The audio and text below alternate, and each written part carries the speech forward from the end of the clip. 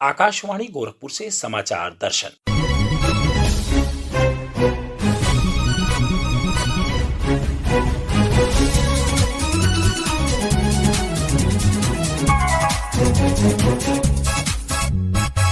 इस अंक में संस्कृति और आस्था के समागम महाकुंभ में महाप्रबंध।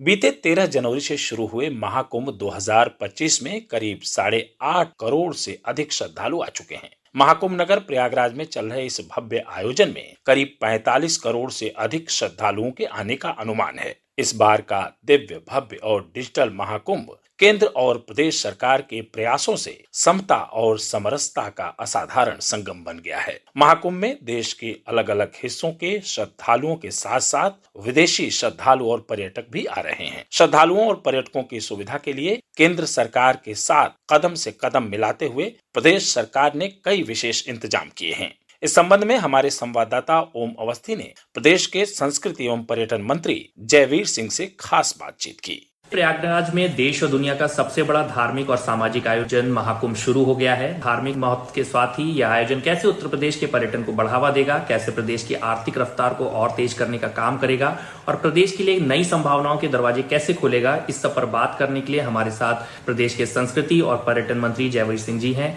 आकाशवाणी समाचार के कार्यक्रम में आपका स्वागत है। धन्यवाद। महाकुंभ में देश और विदेश से 40 करोड़ से अधिक श्रद्धालुओं के आने की संभावना है। ऐसे में श्रद्धालुओं के लिए क्या खास तैयारी की गई है? 144 सालों के बाद ऐसा सुअवसर आया है कि जिसमें सबसे ज्यादा मोक्षदायिनी योग बना है, लोक कल्याणकारी योग बना है और इसी के नाते हमारी डबल इंजन की सरकार ने आदरणीय योगी जी और मोदी जी के नेतृत्व में इस सुअवसर के लिए पूरी तन्मयता के साथ समर्पित भाव से तैयारियां की हैं ताकि भव्यता, दिव्यता, अलौकिकता देकर के एक परम वैभव की ऊंचाइयों तक इस कार्यक्रम को हम लोग पहुंचा हुए हैं। इसके लिए खास रूप से पर्यटन और संस्कृति विभाग हमारा बेहद सजग है, सतर्क है और इसके लिए पूरी तरह समर्पित भाव से लगातार काम कर रहा है। कोई भी आने वाला जो श्रद्धालु दे तो दुनिया के किसी कोने से आए, जिसकी भी श्रद्धा और आस्था हमारी सनातन संस्कृति, परंपरा, आदर्श और जीवन मूल्यों में है, उसको आने में, उसको ठहरने में, उसकी सुरक्षा में, उसके स्वास्थ्य में हर प्रकार से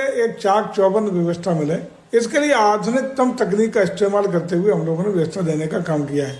सुरक्षा में मल्टीलेयर सुरक्षा व्यवस्था दी गई है, जिसमें AI तकनीक का भी इस्तेमाल किया गया है। हमने ड्रोन से हवाई सुरक्षा, जल में भी सुरक्षा और थल में भी सुरक्षा, तीनों की व्यवस्था।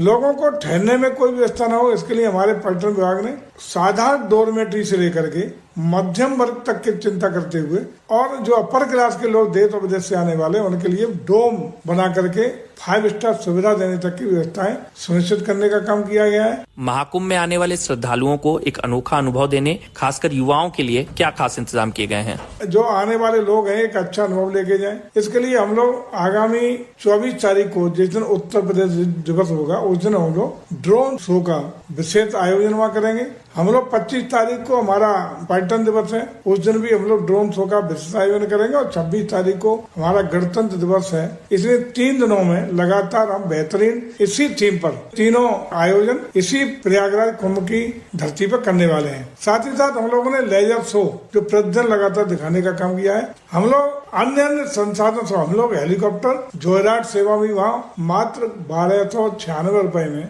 7-8 मिनट का जॉयराइड करके पूरे कुंभ की भव्यता, दिव्यता, अलौकिकता लोग वीडियोग्राफी करें, फोटोग्राफी करें, अन्य पूरा उसका आनंद लें। इस पुनीत अवसर पर अपने जिंदगी के लिए स्मृतियां सहेज के ले जा सकें, इसके लिए भी हम लोगों ने जॉयराइड सेवा हेलीकॉप्टर के द्वारा भारत सरकार का जो PSU है पवन हंस, उसके माध्यम से देने का शुरुआत कर दिया। कुल मिला के हम लोगों का प्रयास ये है कि जो भी इस पवित्र मौके पर वहाँ आए, हमारी संस्कृति के प्रति, हमारे इस आयोजन के प्रति एक अच्छा अनुभव लेके जाए, ताकि हमारी भारतीय सनातन संस्कृति का वो एक ब्रांड एम्बेसडर वापस जाकर के अपने स्टेट में या अपने देश में जाकर के बन सके, ये हमारा प्रयास है। महाकुंभ में आने वाले श्रद्धालुओं को प्रयागराज के साथ ही अयोध्या और वाराणसी जैसे दूसरे धार्मिक स्थलों तक पहुँचाने के लिए क्या तैयारी की गई है? इसके लिए हम लोगों ने अलग अलग पैकेज अपने UP STDC, यूपी पर्यटन निगम के माध्यम से अलग अलग पैकेज दिए हैं, जिसमें हमारा अयोध्या हो, नैमिषारण्य हो, वाराणसी हो, चित्रकूट हो,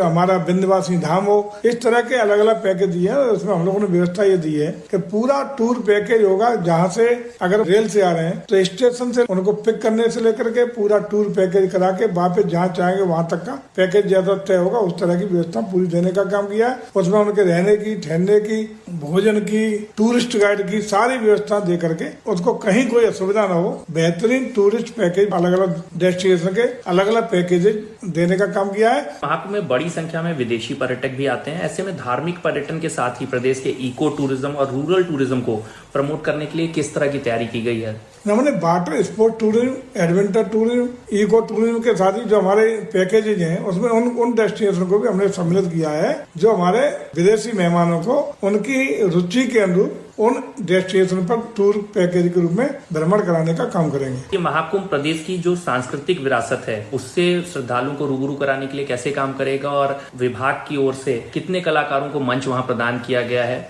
अपनी सांस्कृतिक विरासत को जो भी हमारा श्रद्धालु है उस तक पहुंचाने के लिए सतत रूप से हम संवेदनशील हैं। इसके लिए हम लोगों ने 4 मंच कुंभ मेला क्षेत्र में, एक बड़ा मंच 10,000 ऑडियंस के बैठने के साथ, 3 मंच वहाँ 2 से 2,500 की कैपेसिटी के और 20 मंच हमारा जो प्रयागराज शहर है उसके विभिन्न प्राइम लोकेशन पर, कुल मिला के 24 मंच देने का काम किया है। भारत दर्शन के लिए बहुत बड़े एरिया में पूरा का पूरा हर स्टेट में कहाँ किस डेस्टिनेशन पे क्या क्या भारत की संस्कृति है, क्या कलाएं हैं, क्या क्या चीजें, विविधता में, अनेकता में एकता का स्वरूप देने का काम वहाँ भी भारत सरकार के पर्यटन और संस्कार मंत्रालय की ओर से किया गया है। जब इतनी बड़ी संख्या में श्रद्धालु यहाँ आ रहे हैं तो ये महाकुंभ प्रदेश को आर्थिक प्रगति देने के मार्ग में कितना महत्वपूर्ण भूमिका निभाएगा? मैं समझता हूँ कि कोई भी पर्यटक जब किसी भी डेस्टिनेशन पे जाता है तो जहाँ से वो चलना शुरू होता है, ट्रेन से आएगा, जहाज से आएगा, वहाँ से अपना खर्चा करना शुरू करता है। जहाँ उतरेगा रिक्शा, ऑटो, बस, टैक्सी से लेकर के ठहरना, होटल से लेकर के जहाँ जाएगा वहाँ फूल माला वाला, केवट, माली, मतलब एक हमारा पर्यटक, एक श्रद्धालु कम से कम 6 लोगों को रोजगार का अवसर प्रदान करता है। हमारा अनुमान है कि इस महाकुंभ के आयोजन से 45 दिन का आयोजन है, लगभग 2 लाख करोड़ रुपए की इकोनॉमी उत्तर प्रदेश को मिलने वाली है। और मैं समझता हूँ कि ये पुनः उस ओर जो हमारे नेता आदरणीय मोदी जी का संकल्प है कि हम भारत को विकासशील भारत से विकसित भारत बनाना चाहते हैं, हम विश्व गुरु भारत बनाना चाहते हैं और विश्व गुरु भारत बनने में ये उत्तर प्रदेश में आयोजित महाकुंभ एक बड़ी भूमिका, एक बड़े प्लेटफॉर्म के रूप में साबित होगा। प्रयागराज में इतने बड़ी लेवल पर इंतजाम किए गए हैं, लेकिन जो इतनी बड़ी संख्या में श्रद्धालु आएंगे वो वाराणसी, अयोध्या समेत नैमिषारण्य दूसरी जगहों पर भी जाएंगे, तो उन जगहों पर क्या कोई खास इंतजाम किए गए हैं? सारी जगह जहाँ हमने पैकेज दिए हैं जो पूर्वांचल के मुख्य आकर्षण के विषय या मुख्य धार्मिक स्थल हैं, उन सब पर हम लोगों ने उनके रुकने के लिए टेंट सिटी की व्यवस्था की है,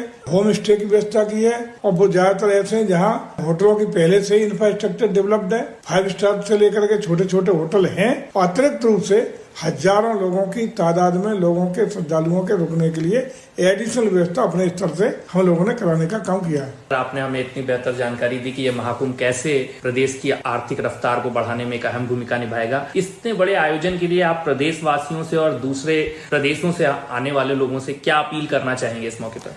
मैं समझता हूँ कि जिन लोगों का भारत की संस्कृति में, खासकर सनातन संस्कृति में जिनका विश्वास है, जिनकी आस्था है, जिनकी श्रद्धा है, उन सबको मैं आह्वान करूंगा, निवेदन करूंगा, गुजारिश करूंगा कि आइए इस महाकुंभ 2025 में प्रयागराज की जो तीर्थराज कहा जाता है उसकी धरती पे आइए। अपने जीवन में 144 साल के बाद आए हुए इस योग को अपने जीवन में पुण्य फल के रूप में डुबकी लगा करके माँ गंगा, माँ यमुना, माँ त्रिवेणी की मुख्य धारा में डुबकी लगाइए, पुण्य फल प्राप्त करिए और जीवन को कृतार्थ करिए। ऐसा मैं सभी से अपील करता हूँ कि दुनिया भर के रहने वाले सनातन संस्कृति को मानने वाले लोग इस अवसर पर जरूर आकर के अपने जीवन को कृतार्थ करें, धन्य करें और पुण्य फल प्राप्त करें। आकाशवाणी समाचार से बात करने के लिए आपका बहुत बहुत धन्यवाद। बहुत बहुत धन्यवाद।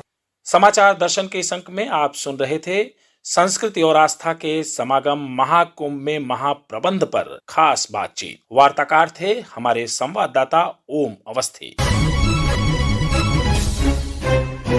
इसी के साथ संपन्न होता है समाचार दर्शन का यह अंक। संपादन ओम अवस्थी और वाचन वेद प्रकाश पाठक।